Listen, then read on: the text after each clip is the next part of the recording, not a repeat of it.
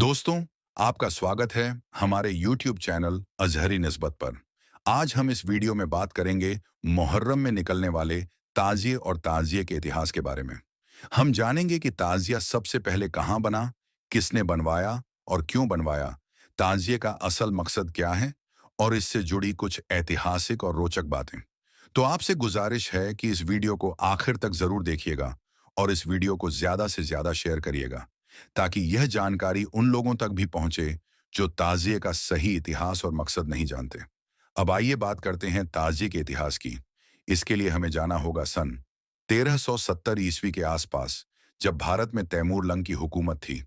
उस जमाने में भारत आज जितना सीमित नहीं था, बल्कि भारत में उस समय अफगानिस्तान, पाकिस्तान, बांग्लादेश और कई अन्य छोटे द्वीप समूह भी शामिल हुआ करते थे। तैमूर लंग, जो कि तुर्किस्तान, वर्तमान उज्बेकिस्तान क्षेत्र का रहने वाला था, उसके जमाने में ताजे का चलन शुरू हुआ। आपको बता दें दोस्तों कि तैमूर लंग हर साल रोजा-ए-इमाम हुसैन की ज़ियारत के लिए इराक, करबला जाया करता था। हर साल वह वहां जाकर अपनी अकीदत पेश करता और इमाम हुसैन की शहादत को याद करता। एक साल ऐसा आया कि तैमूर लंग एक भारी बीमारी में गिर पड़ा। उसकी तबीयत इतनी बिगड़ गई कि वह चल फिर भी नहीं सकता था। जब उसे एहसास हुआ कि इस बार वो रौजा-ए हुसैन की ज़ियारत नहीं कर पाएगा, तो वह बहुत मायूस हो गया। उसने अपने वजीरों को बुलाया और कहा, मैं हर साल करबला जाता हूं, मगर इस बार बीमारी की वजह से नहीं जा पा रहा हूं। कोई रास्ता निकालो जिससे मैं इमाम हुसैन की शहादत को इसी जगह याद कर सकूं। तो उसके वजीरों ने एक सुझाव दिया, हम अवाम से कहेंगे कि जो भी शख्स रौजा-ए-इमाम हुसैन की शक्ल में कोई मॉडल या नक्शा, ताजिया बनाकर पेश करेगा, उसे इनाम दिया जाएगा। उसके बाद उस जमाने के कई कलाकारों को बुलाया गया। उन्होंने बांस और लकड़ी से एक ऐसा मॉडल तैयार किया जिसमें खजूर के पत्तों और उस समय उपलब्ध अन्य सामान का प्रयोग किया गया। यह मॉडल बिल्कुल उसी तरह का बनाया गया जैसा कि रौजा-ए-इमाम हुसैन इराक के करबला में है। जब यह मॉडल बनकर तैयार हुआ और बादशाह तैमूर लंग के सामने पेश किया गया, तो वह इसे देखकर बहुत खुश हुआ। उसके एक मंत्री ने यह सुझाव दिया कि इस मॉडल को एक नाम दिया जाए। तब इस मॉडल का नाम रखा गया ताजिया। बादशाह तैमूर लंग ने इसे बनाने वालों को बहुत सा इनाम दिया और सराहना की। इस तरह तैमूर लंग के जमाने में ताजिया बनाने का चलन शुरू हुआ। यह ताजिया इमाम हुसैन के मजार की निशानी के तौर पर उनकी याद में बनाया गया, सिर्फ अकीदत और याद के लिए, न कि किसी सजावट या तमाशे के लिए। धीरे धीरे यह मॉडल सिर्फ तैमूर लंग के महल तक ही सीमित नहीं रहा, बल्कि इसकी चर्चा पूरे भारत में फैल गई। जैसा कि पहले बताया गया, उस समय भारत में अफगानिस्तान, पाकिस्तान, बांग्लादेश, यहाँ तक कि रूस और चीन के कुछ क्षेत्र भी शामिल माने जाते थे। इन इलाकों में भी ताजे की चर्चा फैल गई। इसके बाद यह एक रस्म बन गई। हर साल अलग अलग इलाकों के लोग रौजा-ए-हुसैन की शक्ल में बनाए गए ताजे बादशाह तैमूर लंग को भेजने लगे। ये रस्म सन 1377 से 1405, तैमूर लंग की मौत तक, उसकी हयात में चलती रही। हालांकि बाद में तैमूर लंग की मौत हो गई, मगर यह परंपरा पूरी तरह खत्म नहीं हुई।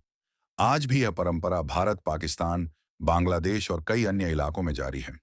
लेकिन यह बात जानना बहुत जरूरी है कि ईरान जैसे शिया बहुल देश में ताजिया नहीं निकाला जाता।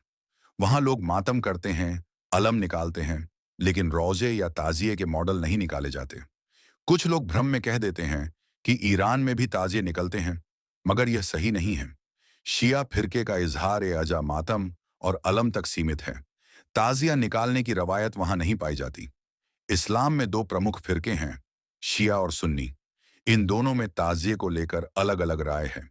शिया मुसलमानों का यह मानना है कि ताजिया बनाना और निकालना इमाम हुसैन रजी अल्लाहु अन्हु की शहादत की याद में अकीदत का तरीका है।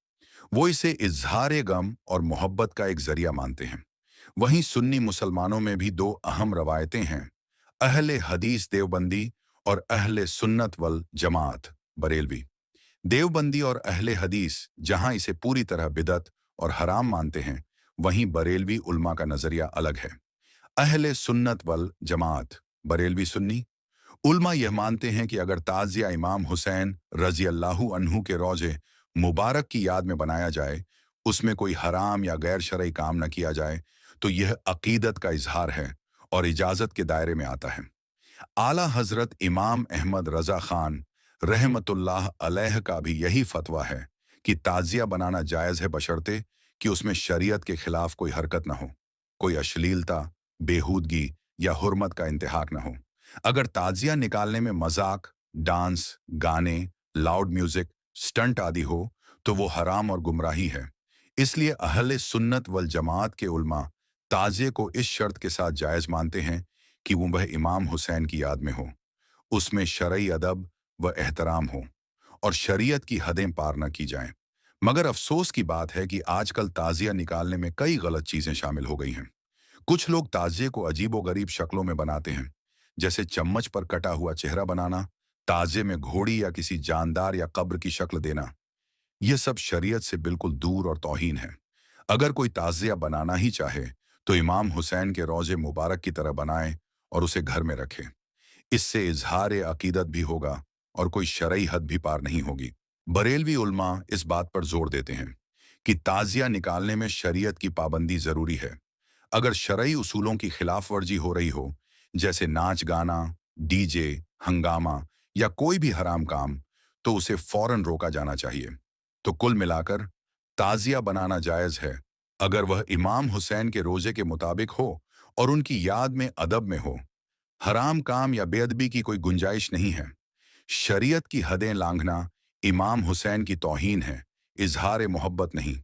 तो दोस्तों, ये हकीकत आप तक पहुंचाना हमारा फर्ज था।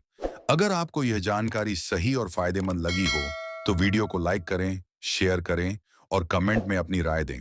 मिलते हैं अगली वीडियो में।